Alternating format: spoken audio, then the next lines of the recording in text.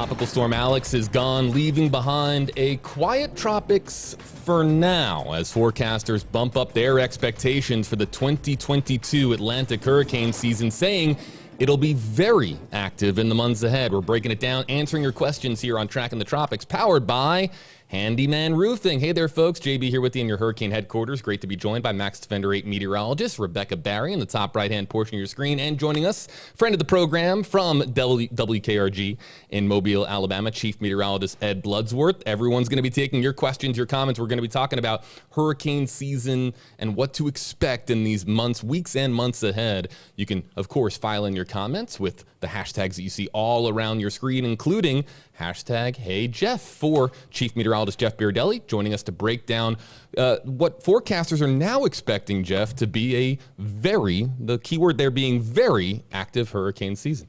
Yeah, you know, it's interesting as we get closer and closer to what is going to be the peak of season, obviously in August and September, these forecasts actually become more and more significant. One of those being the European forecast, so the European model forecast for the season has increased, and it's pretty dramatic. In fact, in the history of this particular forecast from the European model, this is the forecast for the most active season on record. So we will talk a little bit more about that in just a couple of seconds. But first, I want to show you what's happening right now. And the good news is we get a little bit of a breather after Tropical Storm Alex. There's nothing happening across the Atlantic Basin right now. It is what we call severe clear in the meteorological business right now. As you can see, close to home, there's the Caribbean and the Gulf of Mexico. Development not expected over the next 5 days. So it should remain quiet here in the Atlantic Ocean, but it could be a little different in the Pacific. I'll get to that in a couple of seconds. But one of the reasons, especially this time of year early in the season, one of the limiting factors for tropical systems is Saharan dust. And as you can see, we have a whole lot of it moving across the Caribbean and headed towards the Gulf of Mexico too. And we'll probably see a little bit in our sky as we head towards Monday and Tuesday here in the Tampa Bay area, maybe towards Mobile as well. So let's talk about Saharan dust. We typically see drier air during these periods with Saharan dust in the middle levels of the atmosphere, and that causes a pause in tropical formation. And also, you may notice, depending upon how thick the dust is in your atmosphere, hazy sunrises, sunsets. Sometimes it makes for prettier sunrises and sunsets, especially when there's a dense dust plume. Now, in addition, this iron-rich sand can actually cause algae blooms, or help to cause algae blooms, and red tide around here. And if you are a sensitive person to these types of issues, itchy eyes, noses, and throats can follow from Saharan dust. What's also interesting is research shows that because the soil is so nutrient poor around Florida, that without Saharan dust, without the nutrients from Saharan dust, we wouldn't have nearly as much vegetation in the state of Florida, and coral reefs would have a hard time thriving, believe it or not. So nutrients from the Saharan dust actually important in some ways. We just don't want too much of it. All right, so let's talk about the next 10 days. And it looks as though the Pacific is going to be favored. One of the reasons is strong trade winds. And Ed Bloodsworth, our meteorologist in Mobile, who we're going to introduce in a second again, he can attest to how hot it's going to be in the southeast over the next week or two. So we have this big ridge of high pressure across the southeast. That's going to help to steer a lot of this moisture and activity into the eastern Pacific Ocean. So we could see a couple of storms form, but it looks like it's going to be in the eastern Pacific and not in the Atlantic, although there is some slim chance we could see something try to form in the Bay of Campeche, but it's not seeming likely. In fact, the American model yesterday was saying, well, yeah, we may see something form right here up against Central America in the Atlantic, but now it's kind of regressing or pushing further towards the west, just like the European model was showing. So it's probably going to remain fairly quiet in the Atlantic for about the next 10 days or so. Now, typically, if systems form, where do they form in the month of June?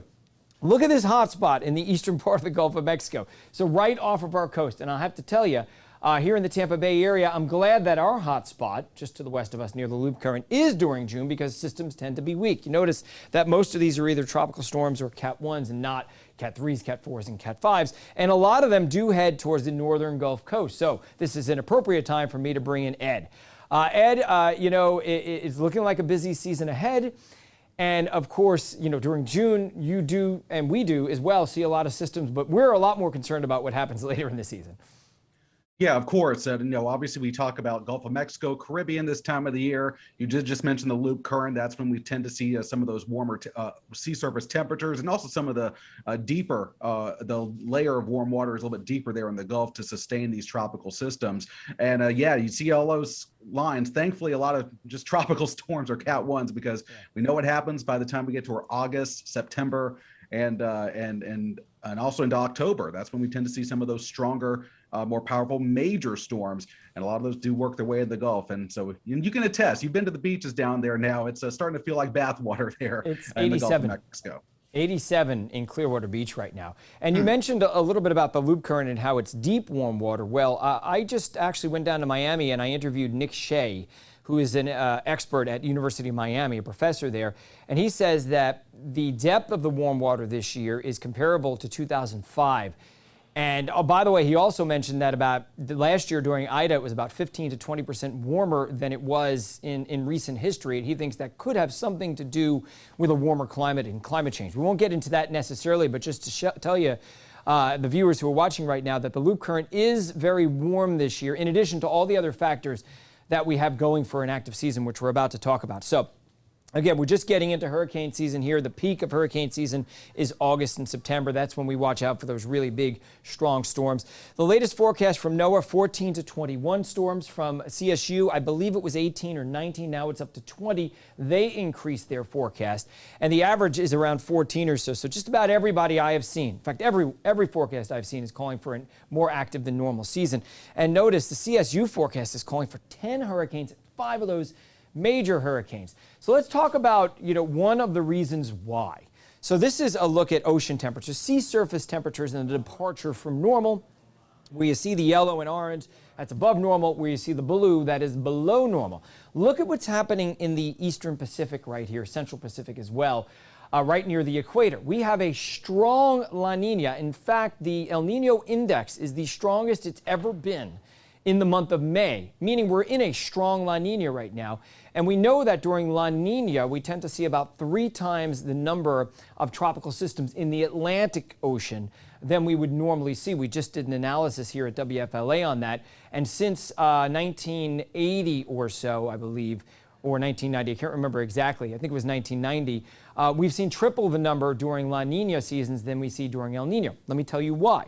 Because what's really important here is not so much how warm the Atlantic is, but how warm the Atlantic is compared to, relative to the Pacific Ocean, and it's warmer than average across the Atlantic right now, so that adds more fuel. But that contrast between what's happening in the Pacific and the Atlantic is really important. So, JB, we have a soundbite from someone I interviewed yesterday. His name is Eric Webb, and he's an expert on seasonal forecasting. He's going to explain why this contrast, this relativity, is so important. So, to a first-order degree, what really matters and what drives tropical cyclone activity in the Atlantic is the relative sea surface temperature profile. So basically, even if it's not super warm in the Atlantic, as long as it's warmer than what's around it, that's where you're going to have upward motion, clouds, convection, and of course, favorable environment for tropical cyclones. Having areas like the Indian Ocean, the West Indian Ocean, the tropical Pacific, the subtropical Atlantic, and the South Atlantic all being at least near average or even slightly below average is what the European is suggesting. That creates a favorable environment for tropical cyclones, even if the Atlantic not necessarily isn't super warm, because relatively speaking, it's really the only game in town. The air has to rise somewhere in the tropics, so the only area that's really left is the Atlantic in that sense. So that's why the European forecast, I think, is more concerning. Yeah, so that's the interesting thing. The only game in town right now is the Atlantic Ocean. And so you have to see rising air somewhere near the equatorial Pacific. It just has to happen, right? And it tends to happen wherever the warmest pools of air are, or excuse me, water are. And it happens to be that's the Atlantic right now. So once again, for the 3rd season in a row, we're expecting a very active season. Take a look at the seasonal forecast from the European model, where you see the red, that's where we have above normal water temperatures, where you see the blue below normal. Take a look at the Pacific. It is just incredibly below normal near the equator right now, signifying that La Nina. Look at the Atlantic. Look at all this above normal water here in the main development region, also into the Caribbean and off the eastern seaboard. So that's what we're concerned about. And just one other thing before I bring Rebecca and Ed and JB in. This is something called seasonal analog. So we look to the past and we say, okay, what years were similar to this year at the beginning of the season in terms of the evolution of the season, in terms of the sea surface temperature. So when you look at the analogs compared to the European model forecast, what you find is what that is tropical cyclone density, so meaning the number of tropical cyclones you might see, and the red indicating where you would see hyperactive activity. And unfortunately, that is in the Caribbean and also into the Gulf of Mexico.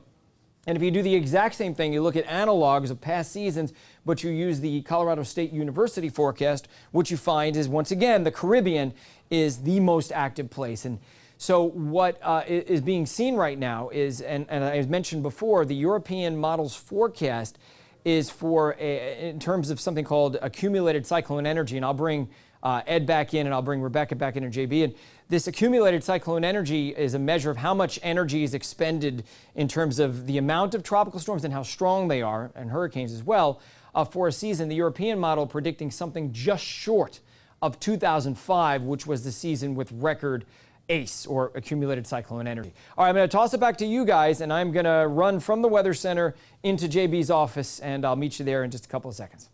I'm very grateful that I have the experts on the right side of your screen to help break this down, but I don't want anything, Rebecca, like 2005.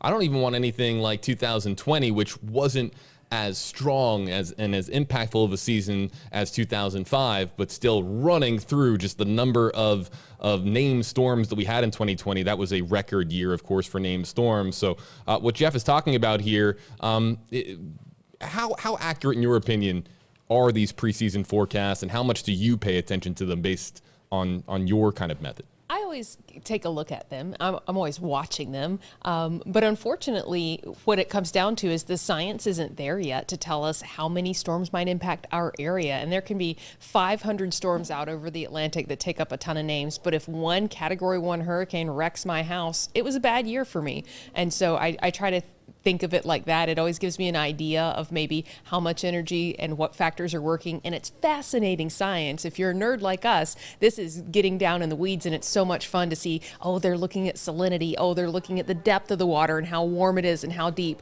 But in terms of actual useful practical implementation, all it takes is one storm. Now that we got the whole team here on your screen, you see all the hashtags on your screen. We got to fix Jeff's, though. That's Amanda is here in spirit, you guys. I take that as a compliment. Amanda is a great meteorologist. She is. Amanda Holly, who, of course, was on our season premiere. But let's get to what everybody knows here on Tracking the Tropics as our meteorologist Q&A. Use the hashtag, ask a question, and we'll get to this first one that just came in. Actually, I think it was the first one that came in at all. Hashtag KJB from Cliff McAfee Jr. in our Facebook Live comment section saying, oh no, what are we thinking in Florida? Will we get hurricanes and tropical storms?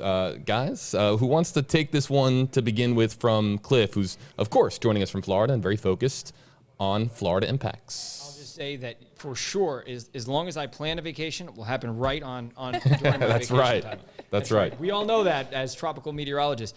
You know what? We have to plan every year for the possibility and probability that at least part of Florida is going to be affected by a tropical storm or hurricane. And yeah, you know, even though we don't know, we can't tell you ahead of time if it's going to be active. We know it's going to be active season, but we can't tell you where the storms are going to go. If you have more storms, well, it's probably more likely that you'll be impacted, or at least the state of Florida will be. So we just have to be prepared every year. Ed, I know you used to be, of course, a meteorologist with us here in Tampa at WFLA. You know that Florida sticks out like a sore thumb, but you've been getting more hurricanes and tropical storms, really just tropical activity in general, up your way since you left here a few years back. Yeah, so I guess it's my fault. No, I can attest to the whole vacation thing with the 2020. I had 3 vacations ruined by tropical storms. Still a little salty about it. Yep. But no, but bottom line is, yeah, last couple of years have just been, terrible to say the least for the northern Gulf Coast. It just seems like every couple of weeks, we're monitoring a new storm developing in the Gulf, coming through the Caribbean, entering the Gulf.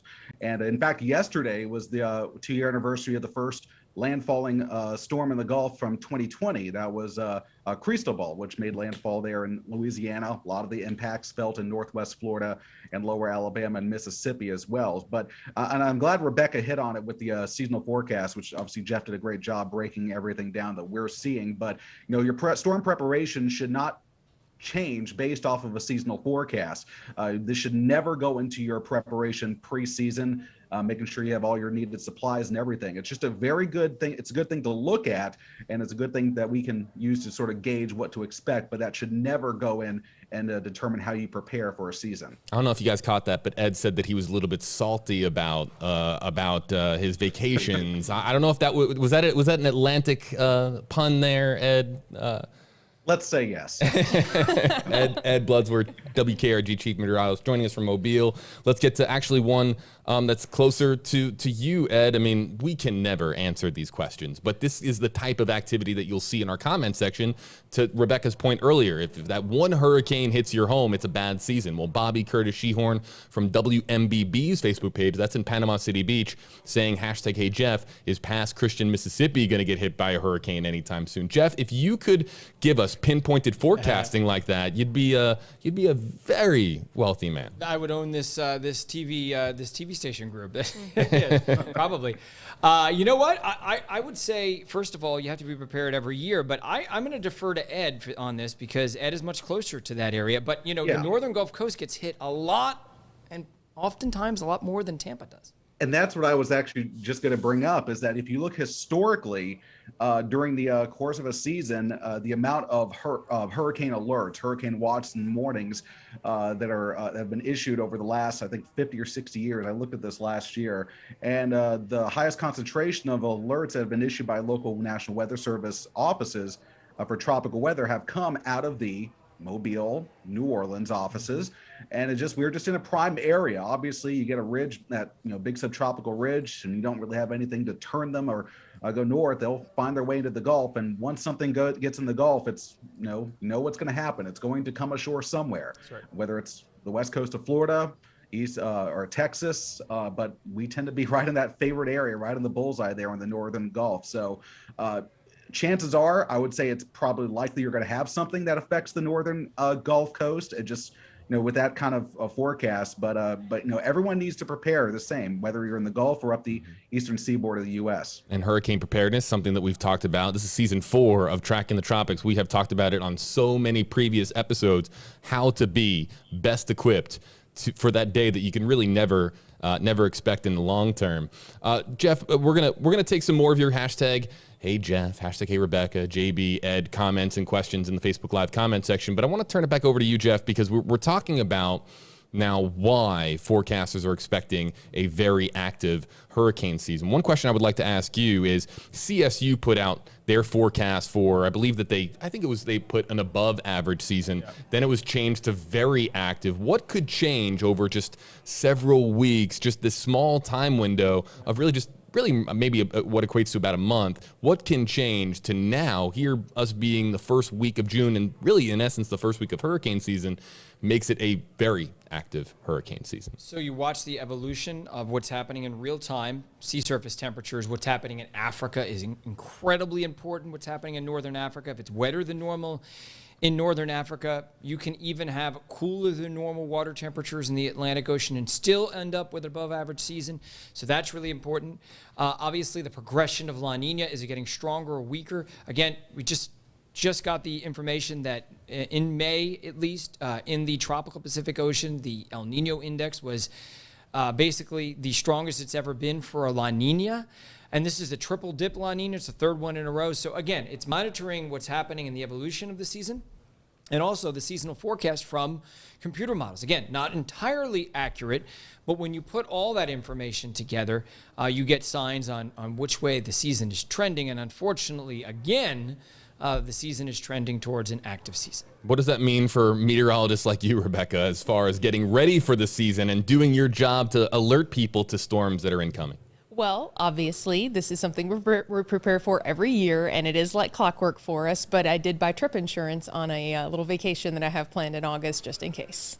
That's very smart. Very smart. Very smart. Rebecca is somebody who prepares ahead of time, folks. Always on the ready, are we? Let me ask Rebecca, though, because this is interesting. So how do you make sure, though, that your trip insurance does cover that? Because I know that it can be tricky insurance. And so there's a ton of options. Traditional trip insurance does not cover if you were called back to work a storm for your job. It would cover if a storm impacted where you were going. And so I search for insurance options on the website with cancel for any reason. And their policies, cancel for any reason. They're a little more expensive, but not if you had to eat the costs of all the flights and hotels and everything Which you had would. booked. Yes. If we had a hurricane here and you had to come back. Yes, because I'm trying to go to Niagara Falls, so obviously hurricane's not going to affect that if you look at it on paper, but because I would be required to be here, I need the insurance policy that's canceled for any reason. Well, if you say that with Ed on stream, with the luck passing on the right side of the screen from Ed to you, you don't talk about vacations, because you'll take that vacation and then a tropical storm or a hurricane will hit. Great to have, again, Ed Bloodsworth, Rebecca Barry, Jeff Baradelli. I'm JB. Let's get to the next question that's coming in. It's a great one. It's from Rachel Creech in our comment section. Hashtag Hey Jeff, will the Saharan dust help settle any potential storms? It's a great question, and we love talking about Saharan dust because it's, in essence, it's a good thing. It can be a good thing. Yes, it can. Too much of it, probably not a good thing. Just like probably if you drink too much orange juice, you turn orange. Is that true? It's absolutely true. Okay. Well, I've never tried. But yes, Saharan dust can be a good thing. And, you know, this enhanced Saharan dust right now does kind of dry out the layer. It makes it more stable across the Atlantic. However, I think it's coming at an inopportune time because we probably wouldn't have seen any tropical activity right now anyway, because conditions aren't as favorable as they were about a week ago. Had it happened around the time, and we kind of did have some Saharan dust around the time of Alex, actually.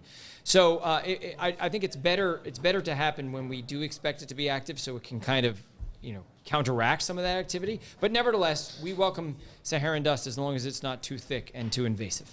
That's and also we get the great sunsets too, right? The great sunsets, all the beautiful pictures that we get, also totally a bonus when it comes to I'll jump in here about the Saharan dust. One interesting thing that's happened as a result of that Saharan dust that we've had a lot of is there's actually been a pretty large explosion of a especially specific kind of algae and seaweed in the Gulf. It's called sargassum, and it's been washing up on the Gulf Coast beaches. So for Memorial Day, a lot of folks are having to navigate around there. Some of the beaches just couldn't really enjoy it because they were just covered in this massive seaweed, but that's actually a result of some of the enhanced Saharan dust that we've been seeing in the Gulf. You know, that's so interesting, Ed, and I think people kind of sometimes don't realize that everything is so interconnected, that so much of what happens here, we can attribute it to what's happening in Africa and the Saharan dust that's being transported across the Atlantic. You might, if you're just joining me now, I don't know if you heard me say this earlier to the folks who are watching right now, if it weren't for Saharan dust, our nutrients in our soil would be much more poor. We would see a lot less vegetation in Florida, and coral reefs probably would not be able to thrive because of the minerals that are being brought over from Africa.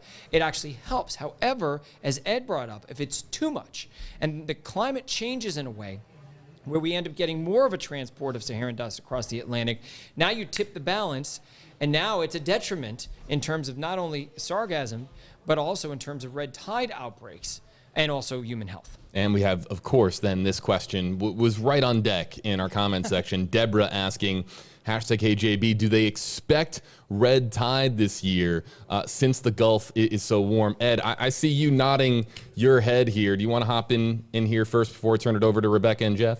Well, I mean, I grew up in Tampa Bay, so I do remember, and we've had, you know, historic red tide blooms there. But actually, last year, kind of an interesting offshoot. I mean, we had some extremely warm temperatures, and we actually had red tide blooms as far north as Destin, Florida, there in the northwest part of the Panhandle. So obviously, you know, they tend to be pretty significant. But as Jeff mentioned, you know, the impacts of your red tide blooms will be impacted, and the extent of those will be impacted by a lot of different factors. So you know, not to say it's hard to predict that. We've actually got we actually ran a story up here recently. A local group out of Baldwin County is working on ways to better predict red tide blooms in the future. That will certainly something that could help a lot of folks there, especially on the west coast of Florida, where it tends to be more prevalent. But as you know, Jeff mentioned, all of these things are interconnected, and a very warm, Gulf of Mexico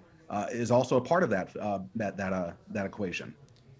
Yeah, and in addition, when I was down speaking to Nick Shea at the University of Miami, he was talking about the influence of the loop current. If you get a hurricane that moves across the loop current or a tropical storm, it stirs up some of that red tide, which, by the way, red tide, it usually initiates offshore, makes its way onshore, and then it can be enhanced by nutrients that are coming out, runoff from land or runoff from any of our rivers here in Florida.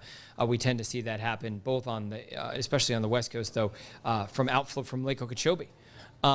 So, and then you add in this warmer than normal water temperatures because of various reasons, one of those climate change, and now you have the ingredients for red tide.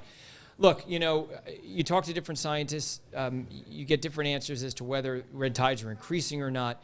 There was a study that came out recently saying that, in fact, humans are influencing red tides and making them last longer. But the initiation is natural, and it comes from oftentimes offshore, near the loop current, actually. So we are enhancing them, making them last longer, and making them more intense, especially through nutrient pollution, but also because of warmer water.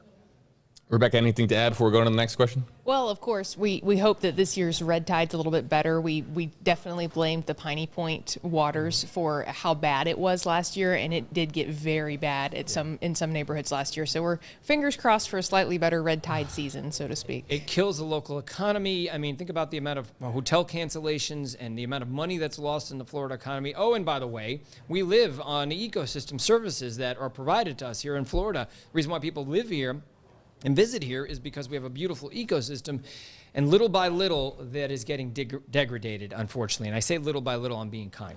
Really hoping we do not see too much red tide in the Tampa Bay area or really anywhere, including where Ed is located up there on the northern Gulf Coast. We'll get to this final question we're going to take on this edition of Tracking the Tropics. It comes from Brody Wesson on the WFLA Facebook page. It says, #Hey Jeff, can hurricanes overcome wind shear like tornadoes can do sometimes? Well, first, I'm not a tornado expert. So do tornadoes overcome wind shear? I'm not sure what... They use it to their advantage. So that's kind of the difference. So tornadoes are a very different animal, right? Hurricanes form through the heat of the oceans. That's their engine.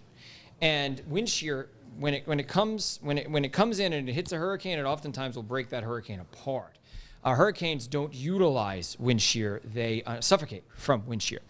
But the opposite is true of tornadoes. Tornadoes need wind shear. You can get big thunderstorms and just great vertical motion in the atmosphere through energy, but unless you can twist and turn that thunderstorm, you can't get tornadoes. So it's a difference in the way that, what we in meteorology call synoptic or mesoscale type systems and tropical systems. They're very different animals in the way that they develop and the things that they use to enable them or disable them, if you will. Anybody else want to hop in here on Brody's question? I think. Yeah, sure. We noted several instances really in the last couple of years, certainly during my time here in the northern Gulf Coast. I mean, you look at 2020, of course, you look at Sally, Zeta. As they were starting to come on shore, they did start to encounter some level of wind shear. But, we use the adage every year, it's difficult to compare storm to storm. But if you get a storm that really consolidates its core, very well formed, and it's it's maybe wind shear may take a little bit of a longer time to impact it, but eventually, if shear gets strong enough, all storms would be impacted by it. But a lot of what we've been seeing in the last couple of years, I've noted, and I see if Jeff or Rebecca can jump in on this, but we've seen a lot of storms in the Gulf here. A lot of cases where they're strengthening all the way up through landfall. We saw that with Ida. We saw that with Sally. We saw that with Zeta. We saw that with Michael back in 2018. A wise meteorologist from Tampa once said, "Don't trust anything that enters the Gulf," and I think that the adage is certainly true. Who is the wise meteorologist, by the way? You remember?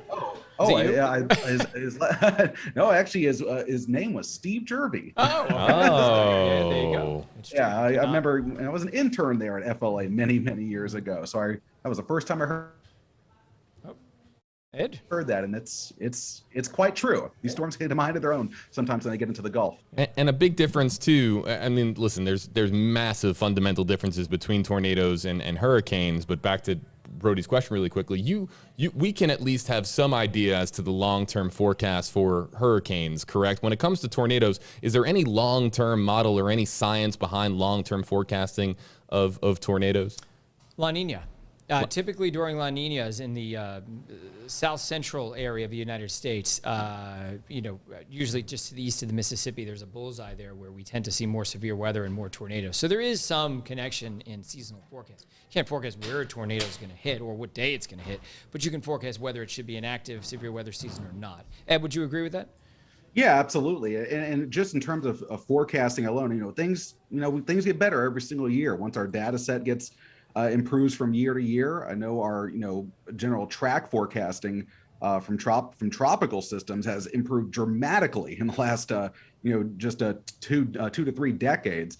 But there's still a lot of factors that are that can come in and really change the game and change the equation when it comes to how these storms behave.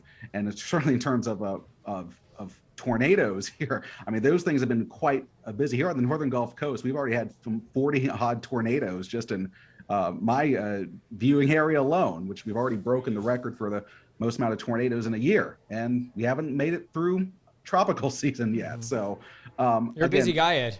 Yeah, Busy. Lost a lot of sleep, still catching up on a lot of sleep. Well, you better get some sleep in the next month or so. And vacations. Right. I do want to get, we don't normally get Twitter questions, but today we have a Twitter question, and it's for Ed. We'll end out on this. Mike on Twitter.